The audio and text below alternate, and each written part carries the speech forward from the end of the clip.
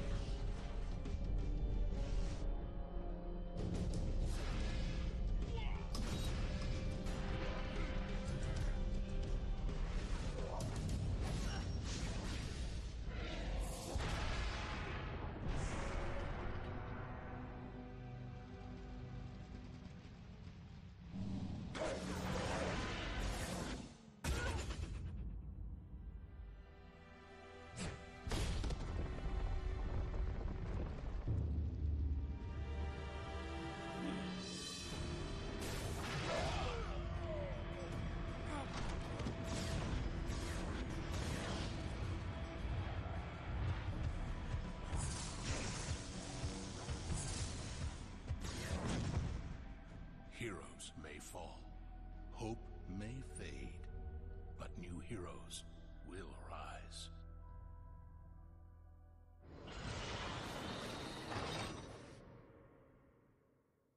Yay, Torchlight 2.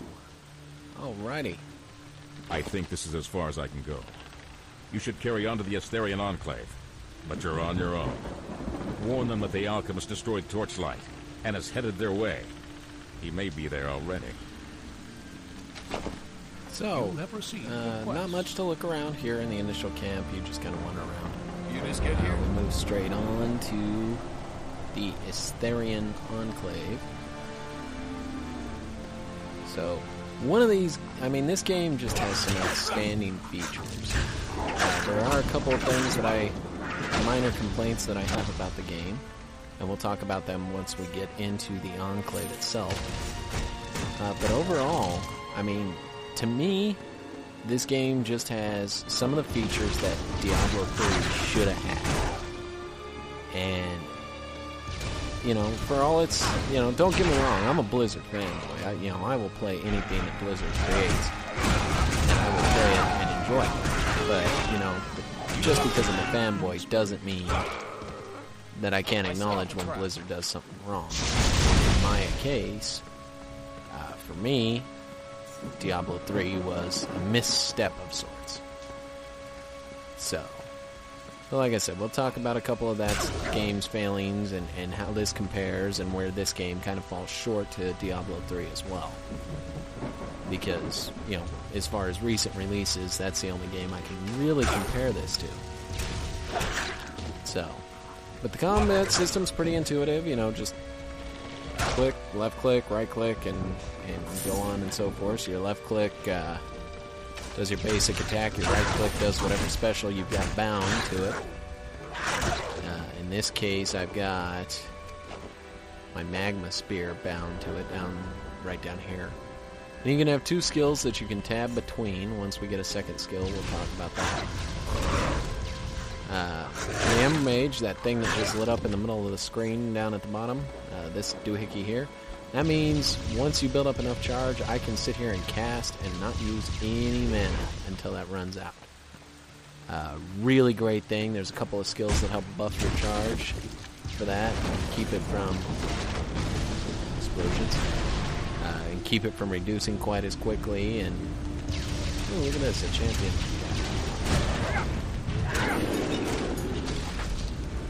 Got some items there. Great. Look around here. That bomb explode, kill that guy. It's one of those red barrel effect type things. If something explodes, it hurts everybody around. It's you included if you're there, but if not, you can use it to fight enemies. It's kind of fun. I don't recall anything like that in Diablo 3. There's only stuff that damages you in the game. I could be wrong. I don't remember. I haven't played it in a while because I got a little frustrated with it. But it's kind of nice to be able to use the environment against your enemies as opposed to having to deal with them. You know, and only them damaging you.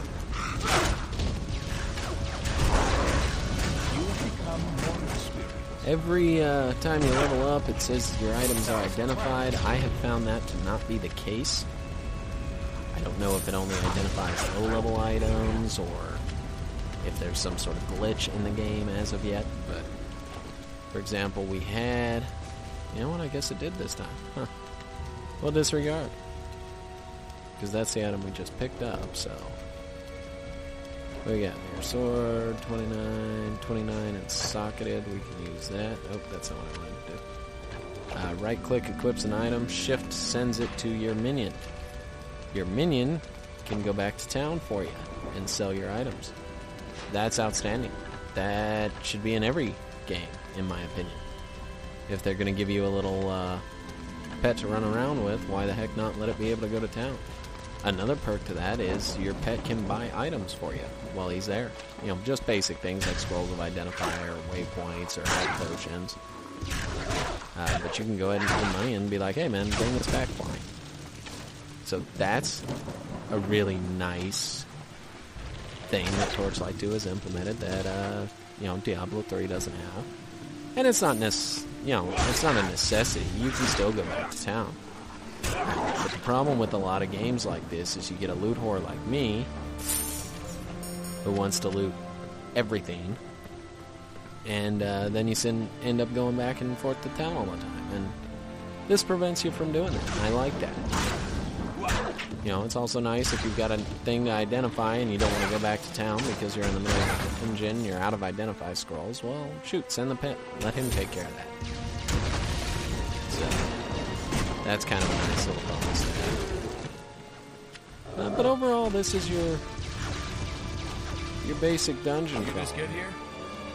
Oh, I helped this guy out. Let's see. Focus, health. Pet that does various damage. Equip those pants. You just get here? So, but, like I said, it's your basic dungeon crawler. I just feel that some of the game mechanics here have just done an amazing job of giving you something different from your average dungeon crawler and giving you the ability to have some fun with it. It's multiplayer. I may end up getting some guys in here to do some Let's Plays with me. That way you don't just have to hear me talking to myself. I'm not a big fan of doing that by myself. But yeah. So, and this game picks up pretty quick, there's not a whole lot of stuff going on. You're, right, boom, we're here, we're to the next area. We're going to get some new quests. This is going to be our hub. You just get here? So, let's go ahead and talk to this guy. I thank you for your warning, but it has arrived too late. This alchemist has already come and gone, and it was all I could do to prevent him from entering the Enclave. As it was, many Astharians were injured, and since the confrontation, several more have become ill. We are not sure what is causing it. After his assault failed here, the alchemist carried on southward toward the temple steps. Commander Vale and her vanquishers arrived a short while later and pursued him, hoping to prevent further damage. So that gives you a bit of hint of what's going on here. Pick an item here real quick. Commander Vale believes that the alchemist might attack the Wellspring Temple in an attempt to reach the Guardian of Water. For what nefarious purpose, I am afraid to speculate. There has been no word from either Vale or the Guardian. Scout the Wellspring Temple and determine if the Guardian of Water is in any danger. Alright. Well, it gives you kind of a hint of what's going on here. There's some sort of plague going around. So let me show you around town real quick. There's a fishing hole right here. When these two lines intersect, it'll make a gray ring just like that. You click, boom, you got a fish. Those fish can be used on your pets. Let's go ahead and equip one of those here. To change them into something. Give them a little boost in damage, depending on the effect. Here you have your general goods vendor. Sells potions, resistance potions, mana. There's this dynamite thing. I'll show you how that works later. But that's for fishing. That's kind of cool little thing. Your identify and waypoint scrolls. Actually, we'll go ahead and buy one real quick. A couple of them. Armor. He sells pet tags and pet collars. Money comes along real easily in this game, so don't be afraid to spend money. We're going to go ahead and sell all that junk that I gave to my pet, and we will go ahead and buy this pet stuff. Actually, we're going to go ahead and sell this stuff here that I'm not going to be using. Staff, identify that sucker, sell it. And let's go ahead and buy that last little pet tag. It doesn't sell any weapons. Pet tags, let's talk about that real quick. Bring up our pet menu. You can equip one collar and 2 tags to your pet that do different things. That's kind of a great little thing. You can find some really cool items here that, your pet does. Shows its armor and its damage, hit points, magic points, all that stuff. You can actually equip your pet with spells. Here's that shopping list I was telling you about. If you just hit plus on there, you can have him go ahead and buy you something. So you can also change the items to what you want to buy. You know, and be like, oh, I want you to go pick this up. So that's actually really great. Here's its spell inventory. You can teach it spells. We'll talk about that when we get some consumables. I believe it just holds on to them until you sell them. And then you were to click this little red button if we weren't in town, he would go off and a couple minutes later come back with your profits from selling stuff or the items you sent him to get. Here's your shared stash. As you can see, I have quite a few items from my playthroughs earlier. Different gems and stuff that I've got saved in here for some of my other characters. But any character you have can access this inventory. And then this is your stash. This is solely for the character you're on. So, a little test dummy. It doesn't show the damage, so maybe I got something wrong. I don't have floating numbers equipped or something. For some reason, I can't get it to show my damage. So, no big deal there. This is your general weapons vendor guy. Buy weapons, armor. He doesn't have any of the miscellaneous stuff, so that's the guy you want to go to if you want weapons and armor. Alright, here's my problem with the game, since we're at the skill respec guy. You can only respec 3 skills. Your most recent 3. So for example, if I were to put the 2 skill points I have in, I could respec all of these skill points. This one that's already in here, plus the 2 that I were to spend. But if I had a 4th one, this first one, I wouldn't be able to respec. I kind of have an issue with that. I don't have a problem with them charging me and stuff, but there's no reason I shouldn't be able to respec. That to me is a short-sighted goal, and one of the few problems I have with this game. You should be able to pay, a couple million gold or whatever it is, and be able to respec everything. I don't see why you can't. Doesn't make sense to me. So, but that being said, we're going to go ahead and take that point out of Magmasphere, because I plan on going with an ice build here. We're going to use Staff Mastery there. And we're going to go ahead and put 2 points into this Icy Blast.